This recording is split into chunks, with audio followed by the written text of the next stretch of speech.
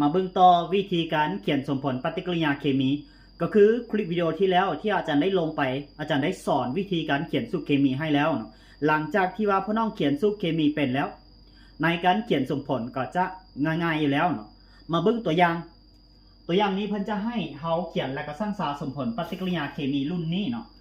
สิ่งที่ว่าพ่อน้องต้องรู้ก็คืออาจารย์ได้แนะนำไปแล้วว่าต้องได้ชื่อว่าออกซินี่ค่าเคมีเท่ารอบ2เนาะส่วนไฮโดรเจนค่าเคมีเท่าบวก1นี่ในเมื่อเรารู้แบบนี้แล้วตัวนี้เป็นไฮโดรเจนบวกกับออกซิเจนแสดงว่าจะได้ทับผสมที่ว่า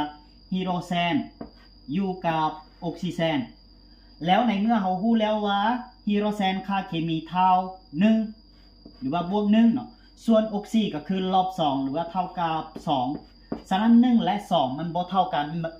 เวลานี้1และ2บ่เท่ากันเฮาอยากให้เท่ากันก็คือเฮาต้องคูณ2ใส่ตัว1นี้ก็คือฉะนั้นเฮาจิ้มห้อย2ใส่ไฮโดรเจน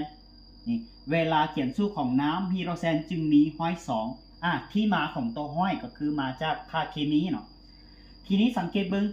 กันซีอาจารย์ได้แนะนำไปแล้วว่า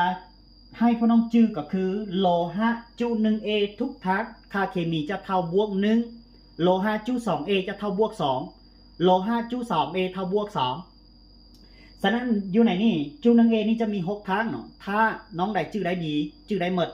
ก็ดีแต่ว่าถ้ายังน้อยจื้อบ่ได้เด้อให้จื้อกาลีนาตีจื้อเอาทักที่ว่า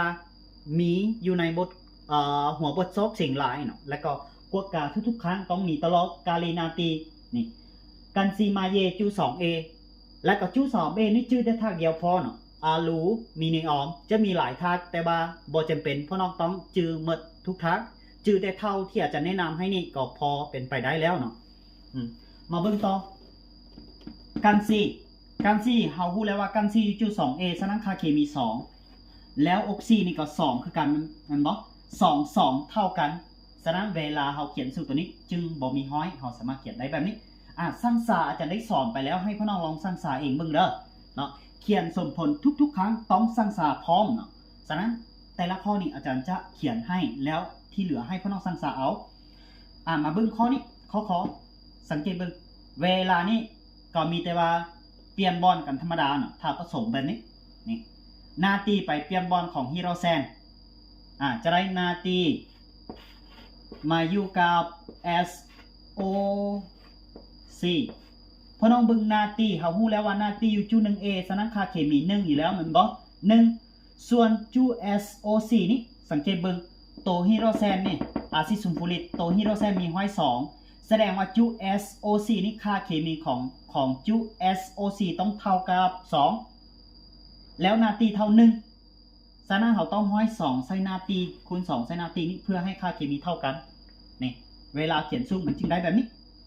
แล้วทีนี้ไฮโดรเจนมาเปลี่ยนบอลของนาตีได้ไฮโดรเจนบวกใส่ไฮโดรเจนมาอยู่กับ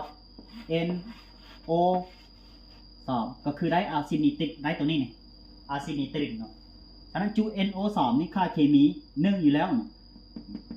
นาตี1 NO 2 1แบบนี้บ่มีห้อยเนาะต่อไปมาเบิ่งนี่มาเ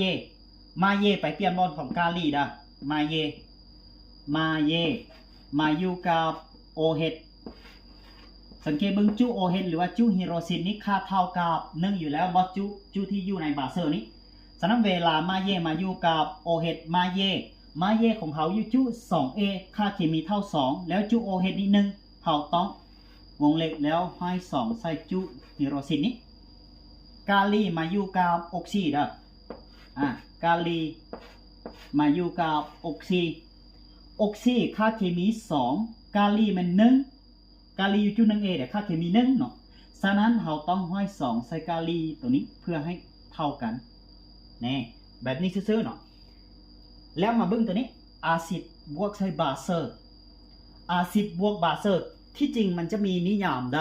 การเขียนสมผลเคมีนี้ต้องเริ่มจากเราต้องรู้นิยามก็คืออาซิดบวกบาเซอร์ได้เกลือและน้ำเนาะอาซิดบวกเกลือได้อาซิดไม่บวกเกลือไม่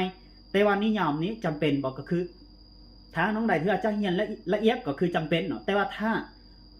เรียนให้พอเข้าใจให้พอเป็นไปได้ก็คือให้เข้าใจที่เท่าที่อาจจะแนะนำนี่ก็จะได้แล้วเนาะ แต่ว่าถ้าน้องใดอยากฮู้ละเอียดและก็อยากฮู้หลายกว่านี้มีแต่ว่าไปเบิ่งอยู่ในปึ้มรวมสูตรเคมีนี่เด้อจะรวมมีทั้งสูตรอาซิดบาเซอร์เกลือเนาะและก็สูตรเคมีสูตรการคิดลายทุกอย่างอยู่ในนี้นิยามการเขียนสมผลปฏิกิริยาเคมีแต่ละแบบมีครบหมดอยู่ในหัวนี่เนาะมีแต่ไปลองไปซื้อแล้วก็ไปเบิ่งอยู่ในนี้เพิ่มเติมแล้วอยู่ในนี้เนาะตัวนี้อาซิโบบาเซอร์ได้เกลือและน้ำบอแสดงว่าสังเกตเบิ่งเด้อเกลือกันซีนี่จะมาเปลี่ยนบอลของฮิโดรเซนกันซี